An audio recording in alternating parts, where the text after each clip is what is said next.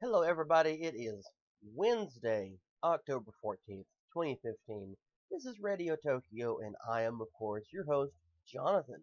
I actually asked Nick if he would be on for this today, but he wasn't able to be here, so he's going on alone, which is it's typical for a mundane Wednesday show, as you know, for me to be on by myself, but you should be used to it. Uh, First off, I want to announce that the season 2 trailer for what's that show? That awesome show, Daredevil. I'm sorry, I completely forgot about the name for a second. It was released, I believe, yesterday. It's a very short teaser. Uh, just a quick description of it because I don't want to give away all the spoilers. Uh, a big chunk. Now it's about 3 minutes long, but a big chunk of it is kind of a review of first season. But you see some little teases of this upcoming season. It will be out in 2016, so get ready for it. Of course, this Friday is also the season premiere for The Nick. Now, if you never watched season 1 of The Nick, you missed a lot. It's probably one of the better shows that's on TV. It stars Clive Owen as a physician at the New York Knickerbocker Hospital in New York City, and it's early 1900s. You know, it's pre World War One, and excuse me, he goes through his daily life and all of his problems in the hospital, and of course it deals with the social issues that took place at that time. Irish immigrants um, being looked down upon, and of course the beginning of most of the gang problems, the mafia problems in New York, corruption in the political system, and unsurprisingly, drug abuse from the titular character of the series, played by Corey Clive Owen, who is actually based off of a real physician. The entire uh, series is actually based off of a real doctor and everything he went through. It's fascinating, it's amazing, and it's actually worth watching if you get a chance. But what I want to talk about today is, of course, last night's event, the Democratic Party debate. It was the first one for the 2016 campaign, and it was hosted by CNN and Facebook. Anderson Cooper was the moderator, and of course, we had Jim Webb, Lincoln Chafee, Martin O'Malley, Hillary Clinton, and Bernie Sanders. Now, as I've discussed before on the show, I intended to vote. I still intended to vote for Bernie Sanders, but after last night, I had a few points in time where my mind could have been changed, and I'm sure the more I hear from certain individuals, including Hillary Clinton, my mind might change even more. But just a little bit of quick background about me and my voting history. Uh, from the time I turned 18 until last year or so, I voted Republican. I voted almost a straight Republican ticket. There were a couple, options in, for different elections where I didn't really have a choice, so I had to vote Republican on those. But a lot of people, especially here locally, are actually uh, Democrats, but they run as a Republican. But it was just what I did, because I live in Texas. We think, well, you know, Democrats are bad. In reality, they're actually not. My grandmother on my dad's side was a Democrat, and one of the most telling things she ever told me was that there's only been a couple times where she's actually regretted voting Democrat, and one of them was for Mr. Obama. Now, this is not because she's racist. Well, she was uh, rather, because she's passed on a few years ago. It's actually because she didn't like his policies, and the more she heard from him, the more she listened to him, the more she grew to dislike him. And it was to the point that in the 2012 election, when he ran again, that she just did not vote. She could not bring herself to cast a vote because because her entire life she had walked in straight Democrat and walked out. Most of her family is that same way. But I spoke to one of her remaining sisters yesterday, who's also a Democrat, and she had some pretty eye-opening things to say. Now, I had several family members who are Democrats. I myself would still like to consider myself a Republican, but I hesitate to use that label now because I've found that I have some ideological differences with the Republican Party, or at least the conservative faction of the country, as after the Tea Party came into existence. But I do consider myself to be a progressive. I'm, excuse me, I actually am somewhat liberal in nearly all of my views, but I do appreciate the idea of having, like a smaller government and having a government, that does not directly interfere with the citizens of the country. But to me, a lot of issues should not be partisan. They should be, well, they should be bipartisan, really.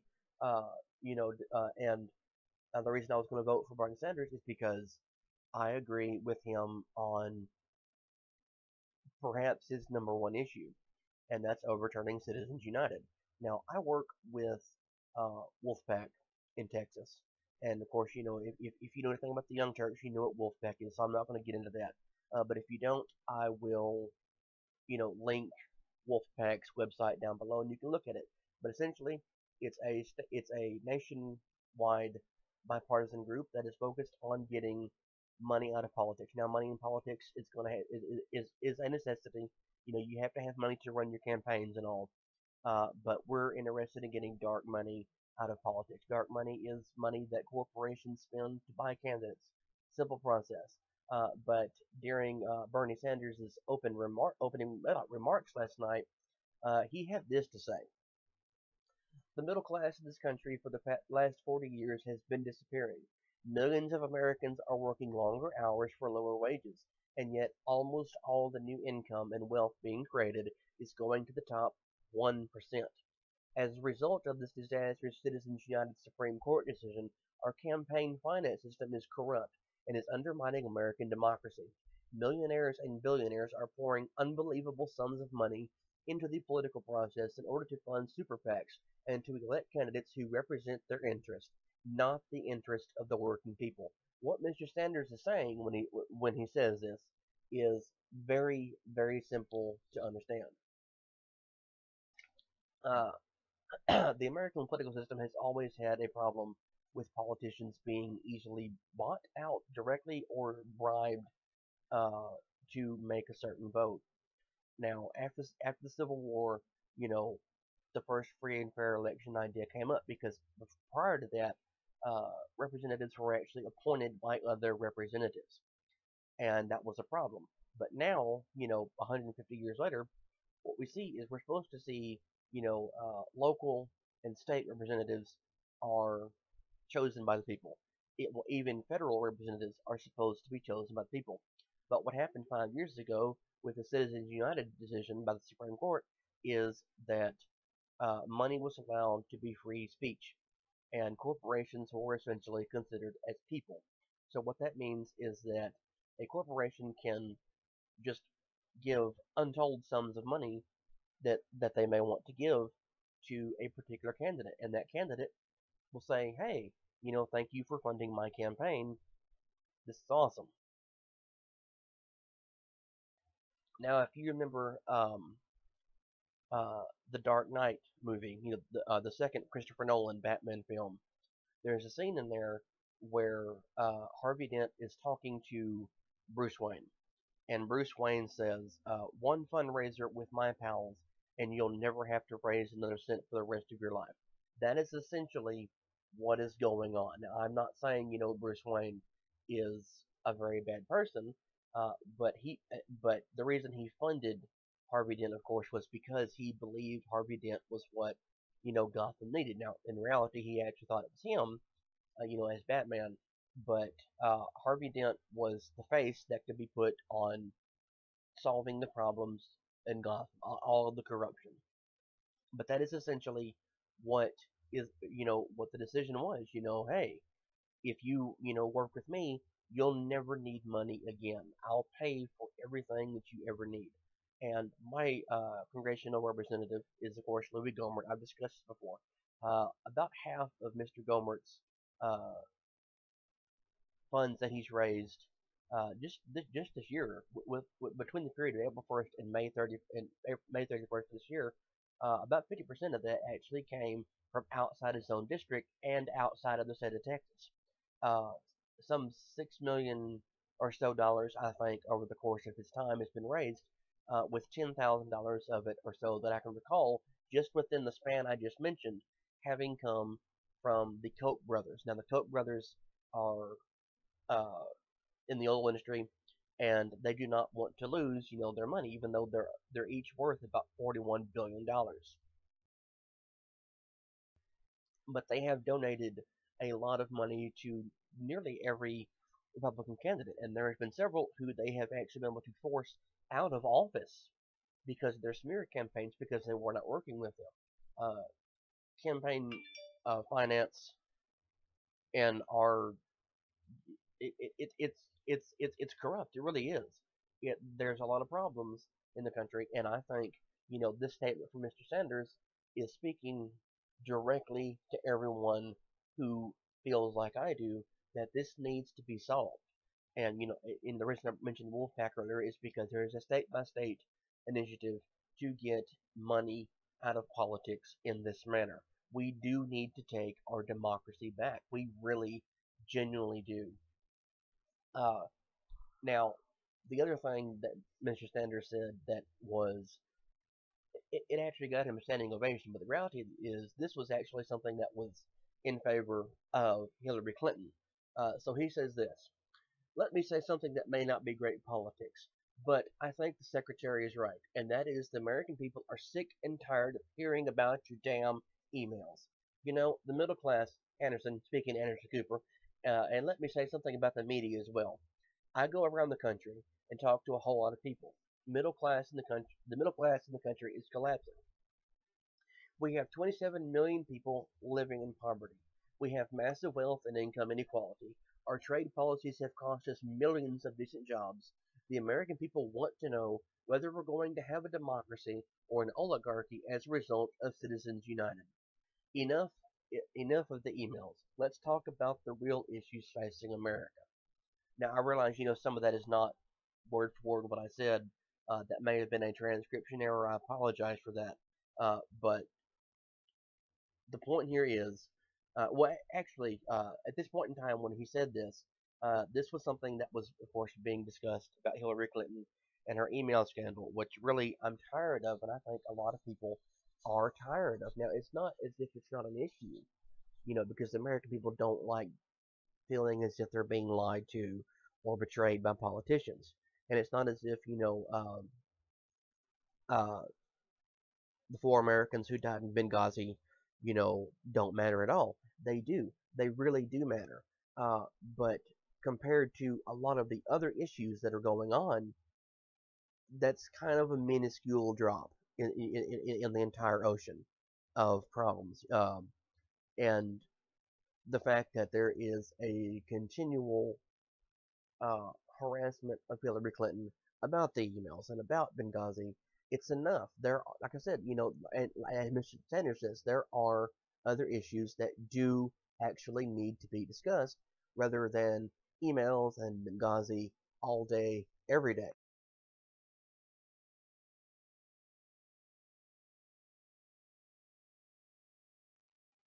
And of course, Hillary Clinton had to respond to this.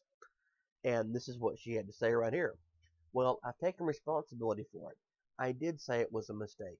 What I did was allowed by the State Department, but it wasn't the best choice." And she's referring to having a server at her home to keep emails on, a lot of emails that she received. Okay? Anyway, she goes on to say, and I have been as transparent as I know to be, turning over 55,000 pages of my emails, asking that they be made public. And you're right, I'm going to be testifying. I've been asking to testify for some time, and to do it in public, which was not originally agreed to. But let's just take a minute here and point out that this committee is basically an arm of the Republican National Committee. It is a partisan vehicle, as admitted by the House Republican Majority Leader, Mr. McCarthy, to drive down my poll numbers. Big surprise, and that's what they have attempted to do. I am still standing, and I am happy to be part of this debate. Now, as all of you may know, last week, uh, the leader of the Benghazi Committee, Mr. McCarthy, actually stepped down after it was announced that the hearings would not stop. The Benghazi hearings, which are what led to the email scandal, have been going on longer than any other congressional hearing at all. And that's including the Joseph McCarthy hearings over communism, that's including Watergate, that's including Bill Clinton lying while under oath, and so on. And it's kept on going. And excuse me, Mr. McCarthy said before, last week before he stepped down, that they intended to get Hillary, and it was all to get Hillary because they don't want her to win. The Republicans do not want Hillary Clinton to win. And honestly, as someone, who spent about half my life, listening to Hillary Clinton discuss things in politics, I understand why. She actually is a very, very good politician. You may not agree with her on issues. I I certainly don't on a lot of things, but she is very good at what she does. She is extremely well spoken, very intelligent, very adamant about her stances. Now granted, she's had a few points and times where she's switched her opinions on things, but she means what she has to say, and that's good. That really is good. Now, whether she's just playing up people trying to get votes or not, I, I'm not going to be able to say. But like I said, she is a good politician, and she is either essentially very well liked or very much hated. And it said a lot to me, for her to have, for her to have responded this way and to actually directly state what was happening. Because a lot of people in Washington don't, they just don't actually say what's going on. So it was kind of refreshing to me, and this was one of my big issues, was hearing her say that, and I'm actually glad she did, just for that reason alone. I mean, it was, like I said, it was very refreshing to hear her say that. But of course, this had to keep going on a little while longer, and she finally says, "Well, look, when people say that, it's always the Republicans or their sympathizers who say, you can't have paid leave, you can't provide health care, you don't mind having big government to interfere with a woman's right to choose and to take down Planned Parenthood. They're fine with big government when it comes to that. I'm sick of it." What this was actually in response to was, of course, a continuing discussion about the investigation, and they were talking about policies that would put in place, that relate to certain issues that stem, again, from the investigation. And, you know, as I mentioned early on, people don't like the idea of big government. They don't like the idea of the government controlling everything they have to say. And Anderson Cooper said, "Oh, another program, trying, trying, aiming to get her to answer." And this was her answer. The Republican Party and the Conservative Party is very much in favor of having a smaller government, a government that is less of an interference in the everyday life of citizens, which is something I think we need. That's one of my few truly conservative views is that the government should be beholden to the people, and what the people want ought to go. You know, but we don't need politicians or whatnot telling the government. Well, we don't need rather. Oh, excuse me. I just got a frazzled from it. We do not need people who are not elected officials and not essentially citizens. In other words, buying candidates. We don't need that to go on. We need people who listen to us. And there are certain issues where a lot of candidates, particularly Republicans, come in and they have these stances and they want, to completely control how people are and the funding these programs get and whatnot because they just don't agree with them. And I do think that Miss Clinton was right about that. You do want big government when it comes to issues like that, but the rest of the time, you don't.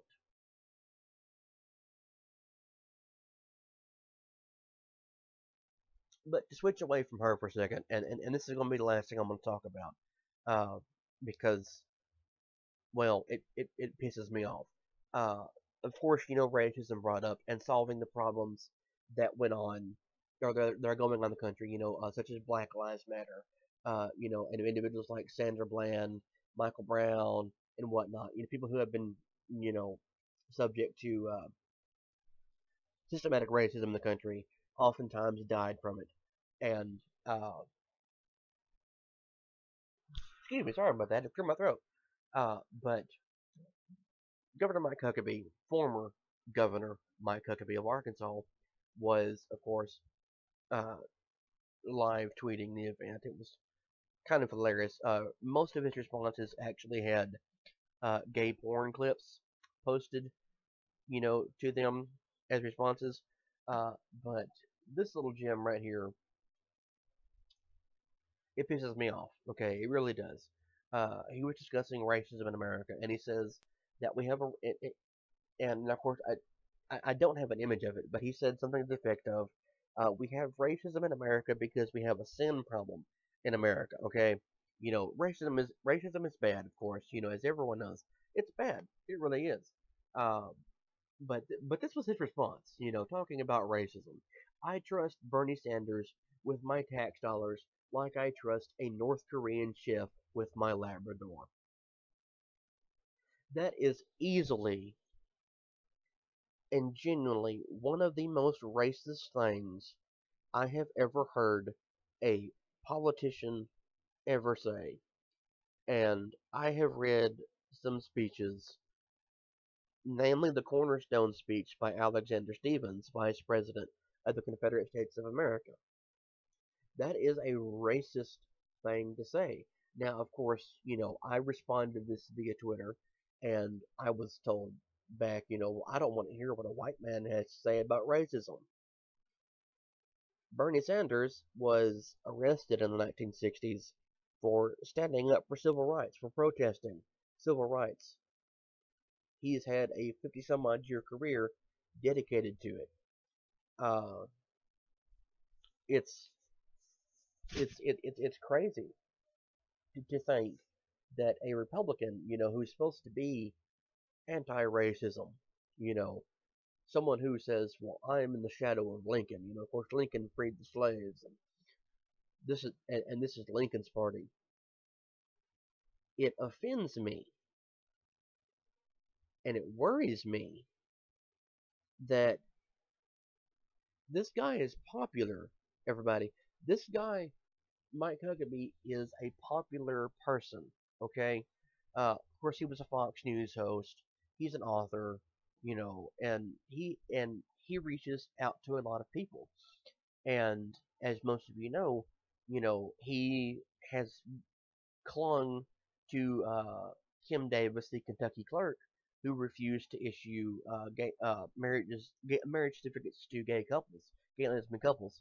Uh, he's clung to her, and he's used her as a talking point. And then he comes out and says something as ridiculous as this. I'm sorry, Mike, uh, but you're wrong on so many levels. You need to trust him with your tax dollars.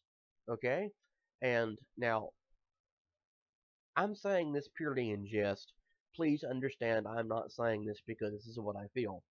Uh, Bernie Sanders is the descendant of Jews, and according to most racist people in the country, particularly those in the Ku Klux Klan, which, by the way, interestingly enough, Donald Trump's father was a member of the Klan, and he was arrested in, I believe, 1927 for fighting with the police during a Klan rally.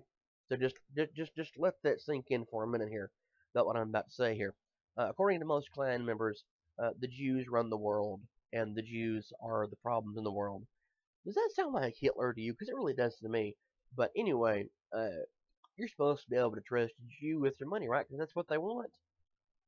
Well, gee, Mike, you're not playing. You're playing the stereotype card really, really hard, really here. Like I said, I'm I'm saying that in jest. I admit it. I probably shouldn't have even made that kind of reference, but but really, it boggles my mind that an individual like Mac Huckabee would even say that he has a much larger audience than of course we do at Radio Tokyo. Um, but he shouldn't be saying things like this. He shouldn't. He just simply should not. But of course, the response to him was swift and it was very vicious. And all he did the rest of the night was retweet this and say that it was a bunch of angry liberals who were saying that disliking a dictatorship is not okay. No, Mike, what's not okay is you repeating racist stereotypes. Period. Okay? You essentially offended everybody from North Korea by saying that they're going to eat that they're going to eat dogs. You offended everybody from Korea. In fact, not just North Korea. You probably offended everybody from anywhere in Asia, really, or anyone who eats dog. Whatever, Mike, you offended a lot of damn people. That actually is racism. That is a racist stereotype. Asian people eat dogs. They don't drive very well. They're good at math. Those are all racist stereotypes. And it doesn't matter whether you want to say, well, it's an Asian or it's Japanese, it's someone from China, North Korea. It doesn't matter anywhere you want to pin, you know, the name you want to grab a name from and pin it on what your statement is. It doesn't make it okay. But this shit was on Twitter last night, and now all of you know. And I'm sorry that I'm rambling and I'm not exactly making the most coherent argument here, but it's actually, I'm sitting here with my eyes closed, not even looking at the tweet, because I don't want to read it again. It makes me angry. It really does. It makes me angry. This kind of bullshit right here is what's wrong with American politics. Other than dark money, this shit pisses me off more than anything I can possibly imagine. You need to keep your own personal bullshit biases out of what you have to say. No one gives a fuck about hearing you be a racist or a sexist. That is not what America is about. It was not founded as a Christian nation. It was not founded so that we could own slaves. It was not founded so that we could treat the gays and the lesbians and the transgender community as if they're not welcome here. It all of this ridiculous nonsense, neoconservative, Republican, stupid bullshit that's coming out now because, oh, the Democrats are in power. Hell yes, they're in power. Do you know why they're in power? Because they reach out to their community and they don't fucking insult them. They don't say stupid shit like this. They don't say, oh, look, our religious liberties are on attack because someone on the other half of the planet cut someone's heads off. And I'm sorry, but that's what Mike Huckabee seems to be doing. And it makes me angry. It genuinely makes me angry that this motherfucker has ever held any elected office in the country. That this motherfucker right here has said something about how uh, education is unimportant. Now, Bernie Sanders and Hillary Clinton have both mentioned education, and that being, one of their big issues, and they would like to see free, not either free college tuition or free college, period. By the way, yes, I just took the tweet off the screen, so don't worry. You don't have to read it anymore. But they've discussed, free education, free higher education.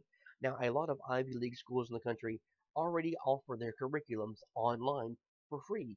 All you have to do is read them, and you may not be able to take a test to get your degree, but you can still study the curriculum and know the information there, and that's cool. Higher education is a very important thing. Very, very important. But to listen to people like Mike Huckabee talk about it, they don't want you to be educated. They don't want you to be aware of what's going on. They want you to think like they think. They want you to feel that you're under attack, that all your rights are going to be taken away. You're going to be murdered in your home by the government for being a Christian, and you're going to have your guns taken away from you by that evil Muslim in power right now. No, God damn, no. I'm sorry. I'm sorry. That's not what America is to me. Last night, what America is, actually, last night confirms what I think America is. Watching five people on stage who didn't call one another names, they didn't attack one another, they didn't insult one another, they responded to issues that matter. That's what America is. Last night's debate, for me, is what democracy is. That that shows it right there. The amount of class that was on stage last night, whether or not you agree with them, is important. The Republican debates have all been clown shows, and I don't mean that as an offense to clowns. I mean that as in their jokes.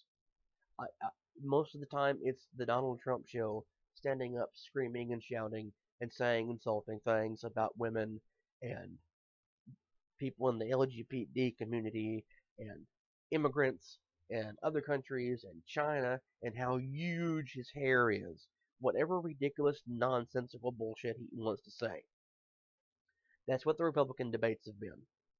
And it's a damn shame that people cannot come together and realize there are problems. But no, instead, it's this partisan attitude of everyone else is a liar, everyone else is wrong, they're coming to take your guns, Obama's a Muslim, all this stupid, stupid bullshit that I'm so tired of hearing. And that's why I'm not going to vote Republican until I come across a candidate who doesn't say that. I mean, they can at least believe it, but don't say it. You know what I mean. Anyway, before this goes on, and I say some more angry things, and make my head hurt even more, I'm gonna go ahead and stop for right now. Friday show's coming up. We may have a surprise topic. We may even have some guests. Uh, Keep an eye on our Facebook page, and I will update everybody. Uh, Speaking of the Facebook page, please like it. If you like this video, remember to like it, comment on it, share it, subscribe to our channel. Please understand that everything that I had to say here is actually my opinion, mine. It does not reflect Nick. It doesn't reflect Danny. It doesn't reflect Joshua Gundama. It doesn't reflect anyone else that's ever been on the show or everyone else that's involved in it. Okay, this is just my opinions, and I think it's important for me to have expressed my opinion as much as it is for you to hear it and express yours and me to hear yours. But yeah, that's it for today. I'll talk to all of you Friday. Have a great day, everybody. Bye bye.